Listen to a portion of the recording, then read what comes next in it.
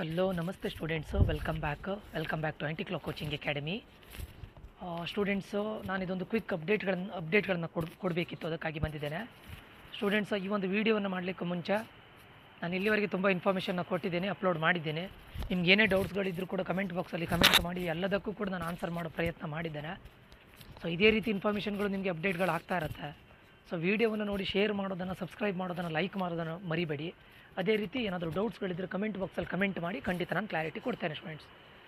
Students ಇವಾಗ ಇನ್ನೊಂದು ಹೇಳ್ತಾ ಇದ್ದೇನೆ ಕೇಳಿ, ದಯವಿಟ್ಟು ಪ್ರತಿಯೊಬ್ಬರಿಗೂ ಹೇಳ್ತಾ ಇರೋದು. ಈಗ ಫಾರ್ ಎಕ್ಸಾಂಪಲ್ಲು ನಿಮಗೀಗ ಯಾವುದೋ ಒಂದು ಸಬ್ಜೆಕ್ಟ್ ಈಗ ಇದು ಬಂದಿದೆ, ರಿಸಲ್ಟ್ ಬಂದಾಗ ನಿಮ್ಗೆ ಯಾವುದೋ ಒಂದು ಎರಡು ಸಬ್ಜೆಕ್ಟಲ್ಲಿ ಸ್ವಲ್ಪ ಟಫ್ ಆಗಿದೆ ಅಂತ ಅಂದ್ಕೊಳ್ಳಿ, 2 or 3 ಸಬ್ಜೆಕ್ಟ್. ನೀವು ಎಕ್ಸ್ಪೆಕ್ಟೆಡ್ ಮಾರ್ಕ್ಸ್ಗಿಂತ ಒಂದು 10 ಕಡಿಮೆ ಬಂದಿದೆ. ಕೆಲವೊಂದಿಷ್ಟು ಸ್ಟೂಡೆಂಟ್ಸ್ಗಳ ಪ್ಲ್ಯಾನ್ ಏನಿದೆ ಅಂತ ಕೇಳಿದರೆ, ಸರ್ ನಾನು ಸೆಕೆಂಡ್ ಎಕ್ಸಾಮಲ್ಲಿ 2 ಸಬ್ಜೆಕ್ಟ್ಸನ್ನು ಬರೆದು ಅಥವಾ 1 ಸಬ್ಜೆಕ್ಟನ್ನು ಬರೆದು ನೆಕ್ಸ್ಟ್ ಎಕ್ಸಾಮಲ್ಲಿ 2 ಸಬ್ಜೆಕ್ಟನ್ನು ಬರಿತೇನೆ, ಸೊ ದ್ಯಾಟ್ ನನಗೆ ಬರೀಲಿಕ್ಕೂ ಟೈಮ್ ಸಿಗುತ್ತೆ ಆ್ಯಂಡ್ ಮಾರ್ಕ್ಸು ಕೂಡ ಇಂಪ್ರೂವ್ಮೆಂಟ್ ಮಾಡ್ಕೊಳ್ಬೋದು ಅಂತೇಳಿ ಐಡಿಯಾ ಇದೆ. ಬಟ್ ನೋಡಿ ಸ್ಟೂಡೆಂಟ್ಸ್, ಇವಾಗಲೇ ಹೇಳ್ತಾ ಇದ್ದೇನೆ, ದಯವಿಟ್ಟು ಇದಕ್ಕೆ ಹೋಗಬೇಡಿ. ಯಾಕಂದರೆ ನೀವು ಇಂಜಿನಿಯರಿಂಗ್ ಹೋಗಬೇಕು ಅಂತಿದ್ರೆ, ಸೊ ನೀವು KCET ಎಕ್ಸಾಮ್ ಬರೆದು ಇಂಜಿನಿಯರಿಂಗ್ ಹೋಗಬೇಕು ಅಂತಿದ್ರೆ ಖಂಡಿತ ನೀವು ಈ ರಿಸ್ಕನ್ನು ತಗೊಳ್ಬೇಡಿ. ಯಾಕಂತ ಕೇಳಿದರೆ already KEA Karnataka examination authority ಅವ್ರು ಹೇಳ್ತಾರೆ, ಎಕ್ಸಾಮಿನೇಷನ್ ಅಥಾರಿಟಿ ಅಂತ ಹೇಳಿದ್ರೆ KCETಯನ್ನು ಕಂಡಕ್ಟ್ ಮಾಡೋರು, ಅವ್ರು ಹೇಳ್ತಾರೆ ನಾವು ತಗೊಳ್ಳೋದು ಫಸ್ಟ್ ಮತ್ತು ಸೆಕೆಂಡ್ ಇದರಲ್ಲಿ ತಗೊಳ್ತಾರಂತೆ, ಪಕ್ಕ ತಗೊಳ್ತಾರೆ. ನಿಮಗೆ ಈ ಗೊಂದಲ ಇಲ್ಲ, 100% ಇಲ್ಲ, ಆಯಿತಾ. ಸೆಕೆಂಡ್ ಎಕ್ಸಾಮಲ್ಲಿ ಮಾರ್ಕ್ಸ್ ಇಂಪ್ರೂವ್ ಆದರೆ KCET 100% ತಗೊಳ್ತಾರೆ. ಸೊ ಇದರಲ್ಲಿ ಏನೂ ಗೊಂದಲ ಇಲ್ಲ. ಇದು ಯಾಕಂತ ಕೇಳಿದರೆ ಪ್ರಸನ್ನ ಕುಮಾರ ಸರ್ ಅವರು KEA ಕರ್ನಾಟಕ ಎಕ್ಸಾಮಿನೇಷನ್ ಅಥಾರಿಟಿಯ ಅವರು ಡೈರೆಕ್ಟರ್ ಆಗಿರುವಂಥ ಅವ್ರು ಹೇಳಿದ್ರ ಪ್ರಕಾರ ಸೊ ಫಸ್ಟ್ ಮತ್ತು ಸೆಕೆಂಡ್ ಎಕ್ಸಾಮಿನ ಬೆಸ್ಟ್ ಆಫ್ 2 ಅದು ತಗೊಳ್ತಾರೆ. ಎಲ್ಲಿ ನಿಮಗೆ KCET ರ್ಯಾಂಕ್ ಇದು ಮಾಡುವಾಗ, ರ್ಯಾಂಕನ್ನು ಕೊಡುವಾಗ, ಡಿಸ್ಟ್ರಿಬ್ಯೂಟ್ ಮಾಡುವಾಗ. ಬಟ್ ಥರ್ಡ್ ಎಕ್ಸಾಮ್ ಏನಾಗುತ್ತೆ ಅಂತ ಹೇಳಿದ್ರೆ 6th ಮಂತಲ್ಲಿದೆ ಸ್ಟೂಡೆಂಟ್ಸ್, ಆಲ್ಮೋಸ್ಟ್ 6th ಮಂತಲ್ಲಿ ಥರ್ಡ್ ಎಕ್ಸಾಮ್ ಇರಲಿಕ್ಕೆ ಹೋಗಿ ಅವರು ಯಾವತ್ತೂ all India council of technical education AICTE ಅವರು ಕೊಡುವಂತಹ ಇದನ್ನು ಗೈಡ್ಲೈನ್ಸನ್ನು ಫಾಲೋ ಮಾಡಲೇಬೇಕಾಗುತ್ತೆ. ಆವಾಗದು ತುಂಬ ಲೇಟ್ ಆಗುತ್ತೆ.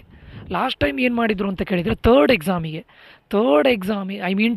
ಎಕ್ಸಾಮ್ನ ಮಾರ್ಕ್ಸನ್ನು ಯಾವಾಗ ಕನ್ಸಿಡರ್ ಮಾಡಿದರು ಕೇಳಿದರೆ ಸೆಕೆಂಡ್ ರೌಂಡ್ ಆಫ್ ಕೌನ್ಸಿಲಿಂಗ್ ಆದಮೇಲೆ ಲಾಸ್ಟಿಗೆ ವೇಕೆನ್ಸಿ ರೌಂಡ್ ಅಂತ ಬರುತ್ತೆ, ಥರ್ಡ್ ರೌಂಡಿಗೆ ಕನ್ಸಿಡರ್ ಮಾಡಿದ್ದಾರೆ ಸ್ಟೂಡೆಂಟ್ಸು.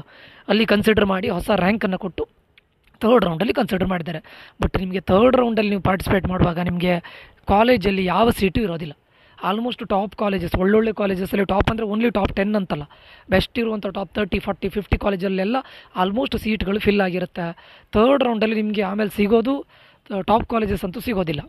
ಓಕೆ, ಉಳಿದಿರೋ ಟಾಪ್ 100 ಮೇಲ್ಗಡೆ ಇರೋ ಕಾಲೇಜ್ಗಳೆಲ್ಲ ಸಿಗುತ್ತೆ, ಆಯಿತಾ. ಸೊ ಅದು ಯೂಸ್ ಇಲ್ಲ. ಅದಕ್ಕೋಸ್ಕರ ನಾನು ಹೇಳ್ತಾ ಇರೋದು, ನಿಮಗೀಗ ಫಾರ್ ಎಕ್ಸಾಂಪಲ್ 3 ಸಬ್ಜೆಕ್ಟಲ್ಲಿ ತುಂಬ ಕಡಿಮೆ ಬಂದಿದ್ದರೆ 3 ಸಬ್ಜೆಕ್ಟನ್ನು ಸಬ್ಜೆಕ್ಟ್ಸ್ಗಳನ್ನು ಬರಿಬೋದು ಎಕ್ಸಾಮನ್ನು ಸೆಕೆಂಡಲ್ಲಿ. ಅದೇ ನಿಮಗೆ ಒಂದು 2 ಸಬ್ಜೆಕ್ಟಲ್ಲಿ ತುಂಬ ಕಡಿಮೆ ಬಂದು 1 ಸಬ್ಜೆಕ್ಟು ಓಕೆ ಇದ್ದರೆ 2 ಸಬ್ಜೆಕ್ಟ್ಸ್ಗಳನ್ನು ಮಾತ್ರ ಬರೀನಿ. ಸುಮ್ಮನೆ ಎಲ್ಲದನ್ನು ಇಂಪ್ರೂವ್ಮೆಂಟ್ ಇದೆ ಅಂತ 3 ಸಬ್ಜೆಕ್ಟ್ಗಳನ್ನು ಕಾನ್ಸಂಟ್ರೇಟ್ ಮಾಡಲಿಕ್ಕೆ ಹೋಗಿ ಆ ಕಡೆ 3 ಸಬ್ಜೆಕ್ಟಲ್ಲೂ ಕಡಿಮೆ ಬಂದರೆ ಸುಮ್ಮನೆ ಇಂಪ್ರೂವ್ಮೆಂಟ್ ಎಕ್ಸಾಮ್ ಬರೆದು ಯೂಸ್ ಇರೋದಿಲ್ಲ. ಅದಕ್ಕೋಸ್ಕರ ನಿಮಗೀಗ ಫಾರ್ ಎಕ್ಸಾಂಪಲ್ 2 ಸಬ್ಜೆಕ್ಟಲ್ಲಿ 70 ಇದೆ, ಇನ್ನೊಂದು ಸಬ್ಜೆಕ್ಟಲ್ಲಿ 85 ಇದೆ. ಆ 85 ಇರೋ ಸಬ್ಜೆಕ್ಟನ್ನು ಬಿಟ್ಟಾಕಿ, ಅದನ್ನು ಮತ್ತೆ ಇಂಪ್ರೂವ್ಮೆಂಟ್ ಎಕ್ಸಾಮ್ ಬರೆಯೋದು ಬೇಡ. ಯಾಕಂತ ಕೇಳಿದ್ರೆ ಆವಾಗ ನಿಮ್ಗೆ ಏನಾಗುತ್ತೆ, 3 ಸಬ್ಜೆಕ್ಟ್ಸ್ಗಳನ್ನು ನೀವು ಕಾನ್ಸಂಟ್ರೇಟ್ ಮಾಡೋ ಬರೋದಲ್ಲಿ 3ಕ್ಕೂ ಕಂಪ್ಲೀಟ್ ಕಾನ್ಸಂಟ್ರೇಷನ್ ಕೊಡಲಿಕ್ಕೆ ಆಗೋದಿಲ್ಲ. ಅದೇ 2 ಸಬ್ಜೆಕ್ಟ್ ಆದರೆ ಒಂದೊಂದು ಸಬ್ಜೆಕ್ಟಿಗೆ ನಿಮಗೆ 5 days ಆದರೂ ಮಿನಿಮಮ್ ಸಿಗುತ್ತೆ. So that you can concentrate more on that 2 subjects. 75 95 ತೊಗೊಂಡೋಗಿ. ಸೊ ಆ ಥರ ಮಾಡಿ. ಸೊ ಅದು ನನ್ನ opinion, and other things are left to you guys. So ನಿಮ್ಮ ಡಿಸಿಷನಿಗೆ ಬಿಟ್ಟಿದ್ದು, ಬಟ್ ಇದು ನನ್ನ ಒಪಿನಿಯನ್ನು. ಮತ್ತು ನೋಡಿ, ನಿನ್ನೆ ಪ್ರೆಸ್ ಮೀಟಲ್ಲಿ ಅವ್ರು ಹೇಳ್ತಾರೆ, ಮಿನಿಸ್ಟರ್ ಹೇಳ್ತಾರೆ ದರ್ ಇಸ್ ನೋ ಫೀಸ್ ಅಂತ ಹೇಳಿದ್ದಾರೆ. I already uploaded the video, ಅದರ ಲಿಂಕ್ ಕೂಡ ನಾನು ಕೊಟ್ಟಿದ್ದೇನೆ ಡಿಸ್ಕ್ರಿಪ್ಷನಲ್ಲಿ, ಹಿಂದಿನ ವೀಡಿಯೋದ ಡಿಸ್ಕ್ರಿಪ್ಷನ್ ಬಾಕ್ಸಲ್ಲಿ ಕೊಟ್ಟಿದ್ದೇನೆ. ಅಂದರೆ ಅವ್ರು ಹೇಳ್ತಾರೆ ಈ ವರ್ಷ ಫೀಸ್ ಇಲ್ಲ, ಪರ್ಟಿಕ್ಯುಲರ್ಲಿ ಈ ವರ್ಷ ಫೀಸ್ ಇಲ್ಲ ಅಂತ ಸ್ಟ್ರೆಸ್ ಮಾಡಿ ಹೇಳಿದ್ದಾರೆ, ಎಕ್ಸಾಮಿನೇಷನ್ ಫೀಸ್ ಇಲ್ಲ ಅಂತ. ಬಟ್ ಇವತ್ತು ನೋಟಿಫಿಕೇಷನಲ್ಲಿ ಕಾಲೇಜಿಗೆ ಹೋದರೆ ಫೀಸ್ ಕಟ್ಟಿ ಅಂತ ಹೇಳ್ತಾ ಇದ್ದಾರೆ. ನೋಟಿಫಿಕೇಷನಲ್ಲೂ ಫೀಸ್ ಇದೆ, ಅದರಲ್ಲಿ ಏನಂತ ಇದೆ, NC ಅಂತ ಬಂದವರಿಗೆ ಫೀಸ್ ಇಲ್ಲ, ಉಳಿದವರಿಗೆ ಫೀಸ್ ಇದೆ ಅಂತಿದೆ. ಸೊ ಇಂಥ ಗೊಂದಲಗಳನ್ನು ಮಾಡ್ತಾ ಇರ್ತಾರೆ ಸ್ಟೂಡೆಂಟ್ಸು. ಇದನ್ನು ಈ ವರ್ಷ ನಾನು ತುಂಬ ವರ್ಷದಿಂದ ನೋಡ್ತಾ ಬರ್ತಾ ಇದ್ದೇನೆ. ಇನ್ನು CET ಕೌನ್ಸಿಲಿಂಗ್ ಸ್ಟಾರ್ಟ್ ಆಗಲಿ, ಆವಾಗ ನಿಮಗೆ ಕನ್ಫ್ಯೂಷನ್ಸ್ಗಳು ಸ್ಟಾರ್ಟ್ ಆಗುತ್ತೆ. ಲಾಸ್ಟ್ ಟೈಮು 3 months ಡ್ರ್ಯಾಗ್ ಮಾಡಿ ಕಂಪ್ಲೀಟ್ಲಿ ಕನ್ಫ್ಯೂಷನ್. ಓಕೆ, ಸೊ ಇದೆಲ್ಲ ಕನ್ಫ್ಯೂಷನ್ಸ್ಗಳಲ್ಲಿ ನಡೀತಾ ಇರುತ್ತೆ. ಸೊ ಇದು ಯಾವುದು ಕನ್ಫ್ಯೂಷನ್ಸ್ಗಳು ಆಗಬಾರ್ದು ಅಂತಿದ್ರೆ ನೀವು ದಯವಿಟ್ಟು ನನ್ನ ಯೂಟ್ಯೂಬ್ ಚಾನಲ್ಗೆ ನೀವು ಸಬ್ಸ್ಕ್ರೈಬ್ ಮಾಡ್ಕೊಳ್ಳಿ. ನಾನು ಅಪ್ಡೇಟ್ಗಳನ್ನು ಕೊಡ್ತಾ ಇರ್ತೇನೆ. ಯಾವುದೇ ಕನ್ಫ್ಯೂಷನ್ಸ್ಗಳಲ್ಲಿ ನೀವು ಇರೋದಿಲ್ಲ, ಎಲ್ಲದಕ್ಕೂ ಕ್ಲಾರಿಟಿ ಕೊಡ್ತೇವೆ. ಓಕೆ, ಯಾಕಂದರೆ ಇದು ಕಾಮನ್. ಇದನ್ನು ನೋಡಿ ನಮಗೆ ಗೊತ್ತಿದೆ ಇದು ಹೀಗೆ ಆಗೋದಂತ. ಎವ್ರಿ ಇಯರ್ ನಾನು ನೋಡ್ತಾ ಇದ್ದೇನೆ, 6-7 yearsಯಿಂದ ನೋಡ್ತಾ ಇದ್ದೇನೆ. ಇದು ಕಾಮನ್. ಅಲ್ಲಿ ಏನಾಗುತ್ತೆ, ಬೋರ್ಡ್ಸ್ ಅವ್ರು ಹೇಳ್ತಾರೆ ಇಲ್ಲ 3 ಎಕ್ಸಾಮ್ಸನ್ನು ನಾವು ಇವಾಗಲೇ ಟೈಮ್ ಟೇಬಲ್ ಕೊಟ್ಟಿದ್ದೇವೆ, ಇದು ಮಾಡ್ತೇವೆ ಅಂತಾರೆ. ಈ ಕಡೆ KEAದವ್ರು ಹೇಳ್ತಾರೆ, ಅಂದರೆ KCET ಕಂಡಕ್ಟ್ ಮಾಡೋರು ಹೇಳ್ತಾರೆ, ಇಲ್ಲ ನಾವು 2 ಎಕ್ಸಾಮ್ ಇದು ಮಾತ್ರ ತಗೊಳ್ತೇವೆ, ಬೇಕಾದರೆ 3rd ರೌಂಡಿಗೆ ಕನ್ಸಿಡರ್ ಮಾಡ್ತೇವೆ. ಯಾಕಂದರೆ all India council of technical ಎಜುಕೇಷನ್ನ ಗೈಡ್ಲೈನ್ಸ್ ಪ್ರಕಾರ ಇಂಥ ಡೇಟಿಗೆ ನಾವು ಇಂಜಿನಿಯರಿಂಗ್ ಕಾಲೇಜನ್ನು ಸ್ಟಾರ್ಟ್ ಮಾಡಬೇಕು ಅಂತಿದ್ರೆ ಕೌನ್ಸಿಲಿಂಗನ್ನು ಬೇಗ ಸ್ಟಾರ್ಟ್ ಮಾಡಲೇಬೇಕಾಗುತ್ತೆ. ಸೊ ರ್ಯಾಂಕನ್ನು ಕೊಡಲೇಬೇಕಾಗುತ್ತೆ. So we can't wait till 3rd round ಅಂತಾರೆ. ಸೊ ಅದಕ್ಕೋಸ್ಕರ ಅಂದರೆ 3rd ಎಕ್ಸಾಮಿಗೆ ವೆಯ್ಟ್ ಮಾಡೋಷ್ಟು ಅವ್ರಿಗೆ ಟೈಮ್ ಇರೋದಿಲ್ಲಂತೆ. ಸೊ ಅದಕ್ಕೋಸ್ಕರ ನಾನು ಹೇಳ್ತಾ ಇರೋದು, ನೀವು ಯಾವ್ದು ಇಂಪ್ರೂವ್ಮೆಂಟ್ ಎಕ್ಸಾಮ್ ಬರೀಬೇಕು ಅಂತಿದ್ದೀರಾ, ಸೆಕೆಂಡ್ ಇದರಲ್ಲೇ ಇದು ಮಾಡಿ, ಏನು ಹೇಳ್ತಾರೆ, ರಿಜಿಸ್ಟರ್ ಮಾಡಿ, ಕಾಲೇಜಿಗೆ ಹೋಗಿ ಅಪ್ಲಿಕೇಶನ್ ಫಾರ್ಮನ್ನು ಫಿಲ್ ಮಾಡಿ, ಫೀಸ್ ಕೇಳ್ತಾ ಇದ್ದಾರೆ. ಸೊ ಕನ್ಫರ್ಮೇಷನ್ ತೊಗೊಳ್ಳಿ, ಫೀಸ್ ಕೊಟ್ಟು ಏನು ಇದು ಮಾಡಿ. ಸದ್ಯಕ್ಕೆ ನೀವು KCET ಬಗ್ಗೆ ಕಾನ್ಸಂಟ್ರೇಟ್ ಮಾಡಿ.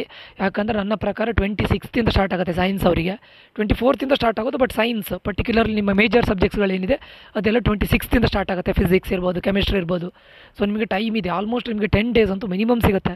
ನೀವು 2 ಸಬ್ಜೆಕ್ಟ್ಸ್ಗಳನ್ನು ಬರೆಯೋದಿದ್ರೆ 5 ಡೇಸನ್ನು ಆರಾಮ್ ನೀವು ಕೂತ್ಕೊಂಡು, ಯಾಕಂದರೆ ಆಲ್ರೆಡಿ ಓದಿದ್ದು ರಿವಿಷನ್ ಮಾಡಿ ಮಾಡಿ ಮಾಡಿ ಮಾರ್ಕ್ಸ್ ತೆಗಿಬೋದು, ಆಯಿತಾ. ಸೊ ನಾನು ಹೇಳೋದು ಮೋರ್ ದ್ಯಾನ್ 3 ಸಬ್ಜೆಕ್ಟ್ಸ್ಗಳನ್ನು ತೊಗೊಳ್ಬೇಡಿ ದಯವಿಟ್ಟು. ಸುಮ್ಮನೆ ಅದನ್ನು ತೊಗೊಂಡು ಆಮೇಲೆ ಅದು ಇಲ್ಲ ಇದು ಇಲ್ದಿದ್ದಾಗ ಆಗಬೇಡಿ, ಆಯಿತಾ. ತ್ರಿಶಂಕು ಸ್ಥಿತಿಯಲ್ಲಿ ಇರಬೇಡಿ. ಅದಕ್ಕೋಸ್ಕರ ಹೇಳೋದು 2 ಸಬ್ಜೆಕ್ಟ್ಸ್ಗಳನ್ನು ತಗೊಳ್ಳಿ, ಮ್ಯಾಕ್ಸಿಮಮ್ 3 ಸಬ್ಜೆಕ್ಟ್ಸ್. ಅದ್ರ ಮೇಲ್ಗಡೆ ತೊಗೊಳ್ಳಿಕ್ಕೆ ಹೋಗಬೇಡಿ. ನಿಮಗೆ ಇಂಪ್ರೂವ್ಮೆಂಟ್ ಎಕ್ಸಾಮ್ ಇದೆ, ನಾನು 4 ತೊಗೊಳ್ತೇನೆ 5 ತೊಗೊಳ್ತೇನೆ ಅಂತ ಹೋಗಬೇಡಿ. It's like writing the board exam again ಆಗುತ್ತೆ, ಅದು ಯಾಕೆ ಸುಮ್ಮನೆ. ಸೊ ಆದರೆ 2 ಸಬ್ಜೆಕ್ಟ್ಸ್, ನಾನು ಹೇಳೋದು 2 ಸಬ್ಜೆಕ್ಟ್ಸ್ಗಿಂತ ಜಾಸ್ತಿ ಬೇಡ. ಇಲ್ಲದೇ ಇದ್ದರೆ ನಿಮಗೆ 3 ಸಬ್ಜೆಕ್ಟ್ ಬರೀಬೇಕಂದ್ರೆ 3 ಬರೀನಿ, 3 subjects, not more than that. Okay students, ಇದೊಂದು ನಿಮಗೆ ಗೊಂದಲ ಇದ್ದಿತ್ತಲ್ಲ. CETಗೆ ಸೆಕೆಂಡ್ ಇದ್ರದ್ದು 100% ತಗೊಳ್ತಾರೆ. ಬಟ್ 3rdನ್ನು ತಗೊಳ್ಳೋದು ತುಂಬ ರೇರ್. ಯಾಕಂದರೆ ಲಾಸ್ಟ್ ಮೂಮೆಂಟಿಗೆ ನೀವು ಆಮೇಲೆ ಏನು ಕಾಲ್ ಮಾಡಿದ್ರೆ ಅವರು ರಿಸೀವ್ ಮಾಡೋದಿಲ್ಲ. ನಿಮಗೆ ಇದು ಮುಂದೆ ಗೊತ್ತಾಗುತ್ತೆ ನೋಡಿ. ನೀವು KEA ಆಫೀಸಿಗೆ ಕಾಲ್ ಮಾಡಿದ್ರೆ ರಿಸೀವ್ ಮಾಡೋದಿಲ್ಲ. ಏನೇ ಡೌಟ್ಸ್ಗಳಿದ್ರು ಕೇಳಿದ್ರು ನಿಮಗೆ ಗೊಂದಲದಲ್ಲೇ ಇರ್ತೀರ. ಓಕೆ, ಸೊ ಇದೆಲ್ಲ ಗೊಂದಲಗಳಿಗೆ ನಿಮಗೆ ಇದು ಬೇಡಬೇಕಂತ ಹೇಳಿದ್ರೆ ನಾನು ಪ್ರತಿ ಟೈಮ್ ಎಲ್ಲ ವೀಡಿಯೋವನ್ನು ಅಪ್ಲೋಡ್ ಮಾಡ್ತಾ ಇರ್ತೇನೆ. ಸೊ ನಿಮಗೆ ಇದಕ್ಕೆಲ್ಲದಕ್ಕೂ ಆನ್ಸರ್ಸ್ ನಾನು ಕೊಡ್ತಾ ಇರ್ತೇನೆ. ಸೊ ದಯವಿಟ್ಟು ಈ ವಿಡಿಯೋವನ್ನು ನೋಡಿ ಸಬ್ಸ್ಕ್ರೈಬ್ ಮಾಡೋದನ್ನು ಮರಿಬೇಡಿ. ಅದೇ ರೀತಿ ಈ ಒಂದು ವಿಡಿಯೋ ಇನ್ಫಾರ್ಮೇಟಿವ್ ಆಗಿದ್ದರೆ ಲೈಕ್ ಮಾಡೋದನ್ನು ಮರಿಬೇಡಿ. ಏನಾದರೂ ಡೌಟ್ ಇದ್ದರೆ ಈ ವಿಡಿಯೋದು ಕಮೆಂಟ್ ಬಾಕ್ಸಲ್ಲಿ ಕಮೆಂಟ್ ಮಾಡಿ ಅಂತ ಹೇಳ್ತಾ ಈ ವಿಡಿಯೋನ ಇಲ್ಲಿಗೆ ಎಂಡ್ ಮಾಡ್ತಾ ಇದ್ದೇನೆ. ಮುಂದಿನ ವಿಡಿಯೋದಲ್ಲಿ ಮತ್ತೆ ಸಿಗ್ತೇನೆ. ನಾನು ನಿಖಿಲೇಶ್ ಸೈನ್ ಆಫ್ ಆಗ್ತಾ ಇದ್ದೇನೆ. Until that, love you all, bye, take care students.